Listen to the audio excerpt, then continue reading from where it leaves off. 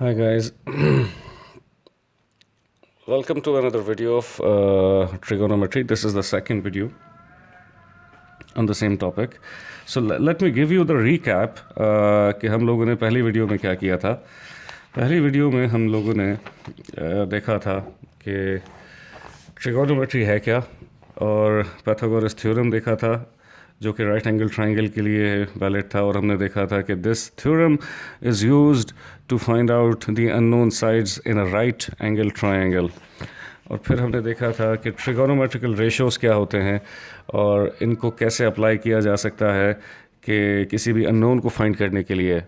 कोई भी एक ट्रिगोनोमेट्रिकल रेशियो में हमने ऑब्जर्व किया था कि 3 अननोन्स होते हैं और आइडिया ये था कि अगर इसमें से कोई 2 पता हो, यूजुअली ऐसा है कि कोई 2 पता हो तो तीसरा फाइंड किया जा सकता है, राइट. और फिर हमने देखा था कि ये तीनों ट्रिगोनोमेट्रिकल रेशियोज और पाइथागोरस थ्योरम सिर्फ और सिर्फ वैलिड थे राइट एंगल ट्राइंगल के लिए.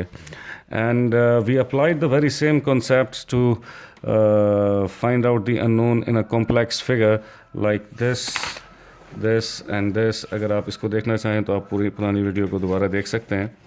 और आज हमारा काम है, इस वीडियो में हमारा काम है समझना कि एंगल ऑफ एलिवेशन क्या है और एंगल ऑफ डिप्रेशन क्या है. To make it a direct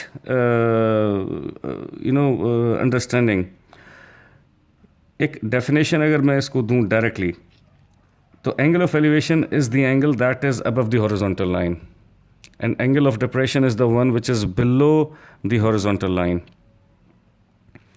अब ये हॉरिजॉन्टल लाइन क्या है? हॉरिजॉन्टल लाइन वो है जहां ऑब्जर्वर मौजूद होता है. सो आई रिपीट, एलिवेशन वो जो हॉरिजॉन्टल लाइन के साथ बने लेकिन उसके ऊपर बने. एंगल ऑफ डिप्रेशन वो जो हॉरिजॉन्टल लाइन के साथ बने लेकिन उसके नीचे बने, right. So where is this horizontal line? Horizontal line is where you have the observer.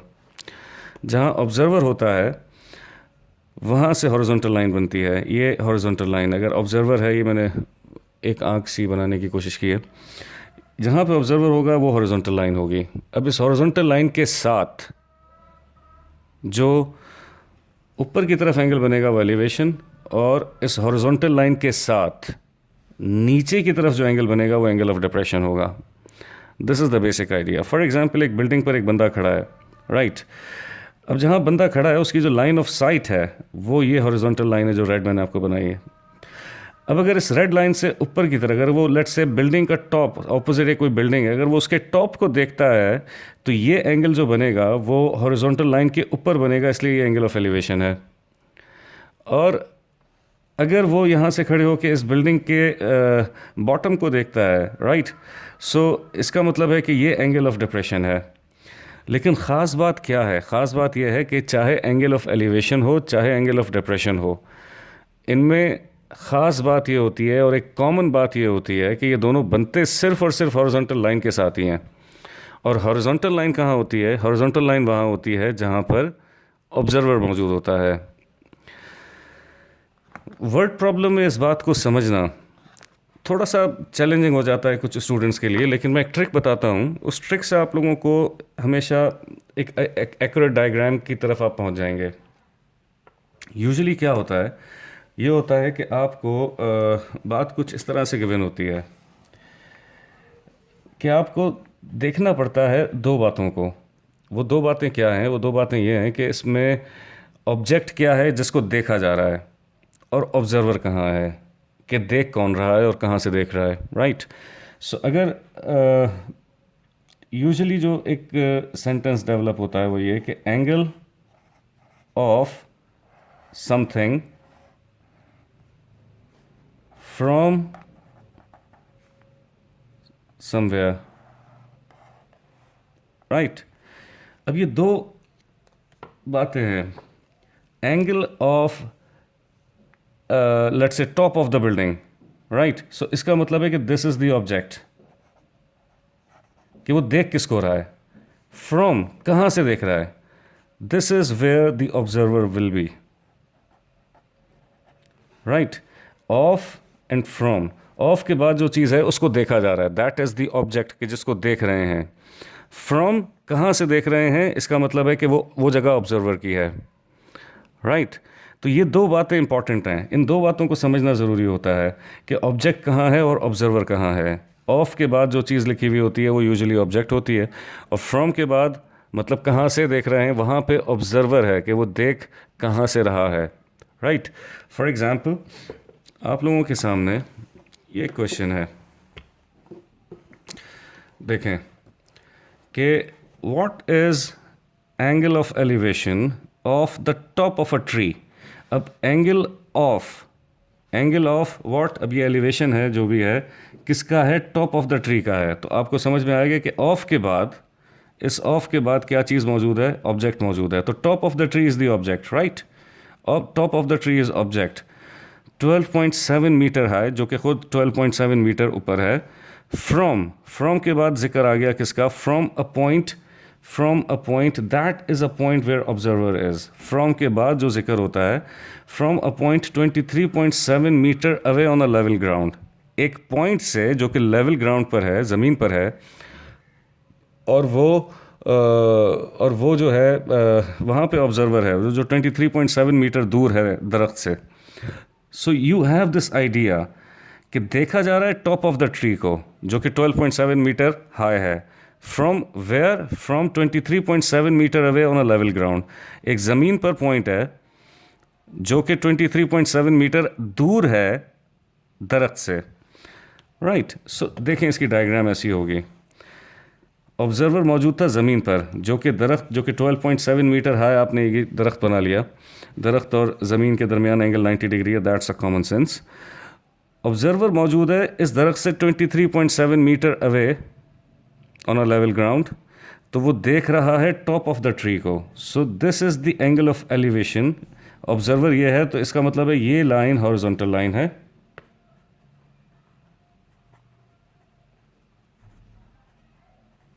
This is the horizontal line, क्योंकि मैंने आपको बताया कि हॉरिजॉन्टल लाइन वहाँ होती है जहाँ ऑब्जर्वर होता है। अब वो एंगल जो हॉरिजॉन्टल लाइन से ऊपर की तरफ बनता है वो एलिवेशन कहलाता है। So this is the angle that they are asking for, right, the angle above the horizontal line, क्योंकि ऑब्जर्वर इस वक्त ज़मीन पर है, that is 23.7 metre away from the tree, right, so this is the angle you are required to find out. So tan theta is equals, अब इसमें देखो इस एंगल के हिसाब से ऑपोजिट और एडजेसेंट इन्वॉल्व हैं। अब ऑपोजिट और एडजेसेंट किस में मौजूद होते हैं, ऑपोजिट और एडजेसेंट मौजूद होते हैं tan थीटा में। So tan theta is opposite over adjacent, यानी 12.7 over 23.7, and you can use the calculator to find out tan inverse of this 12.7 divided by 23.7, that's 28.19, right। I hope कि ये बात आप लोगों को समझ आई होगी। The next is, see another example and try to make the diagram of this by yourself. See the angle of elevation of the top of a post. This is an important word, of the angle of elevation of what, top of the post, that is the object, right, from where, from a point on a level ground 38 meter away is 33.23. Find the height of the post, right, आपसे height of the post पूछी जा रही है। So you can pause the video and make this diagram by yourself after reading this text, and then we can continue with the solution. I hope कि आप लोगों ने बना ली होगी। Now see the angle of elevation of the top of the post.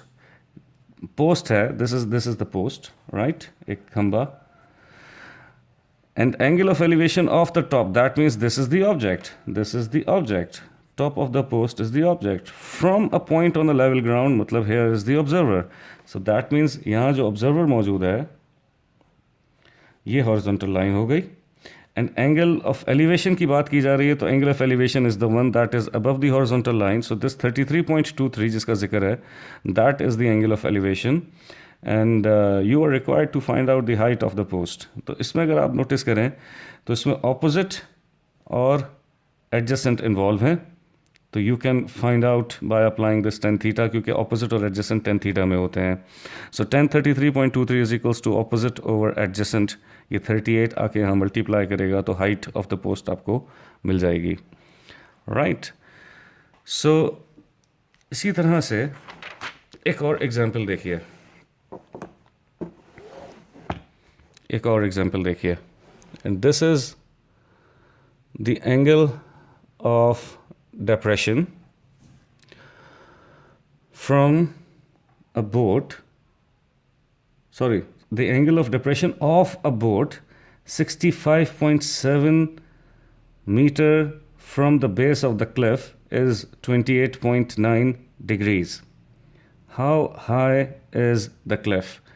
अब अगर आप इसमें देखें तो angle of depression of a boat, right? Angle of a boat, right? That means boat is the object, right? Boat is the object. From, अच्छा, that is 65.7 meter from the base of the cliff is 25.9. अब from के बाद the base of the cliff is 28.9. मतलब that means the base of the cliff is where the observer is. Observer कहाँ है? Observer है base of the cliff पे, right? This is where observer is, right? So basically आपने पहले cliff बनाई. अब how high is the cliff? अब this is a cliff, right? From के बाद जिक्र था बेस ऑफ द क्लिफ का, मतलब that is the base of the Cliff. यहां पे ऑब्जर्वर मौजूद है,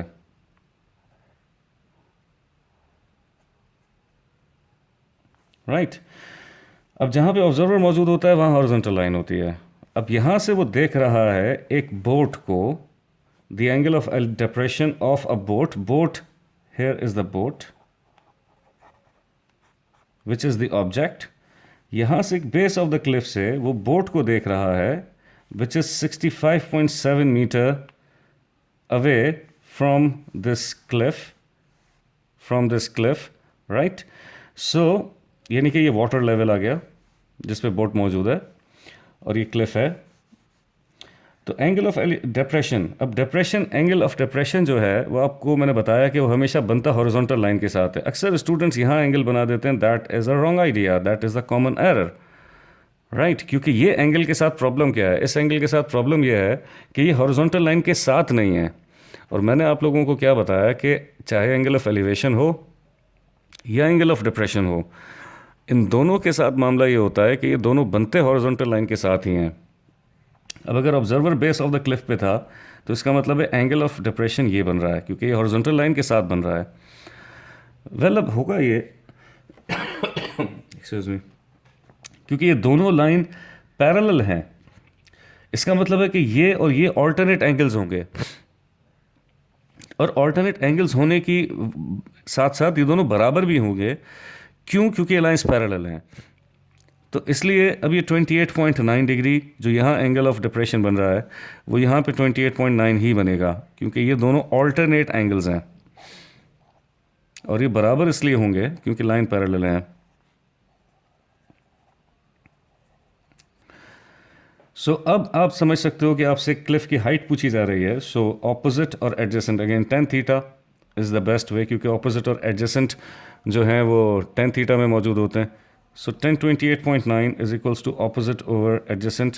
आपने ये अप्लाई किया and then you manage to find out this height, that is 36.26 meters. Right.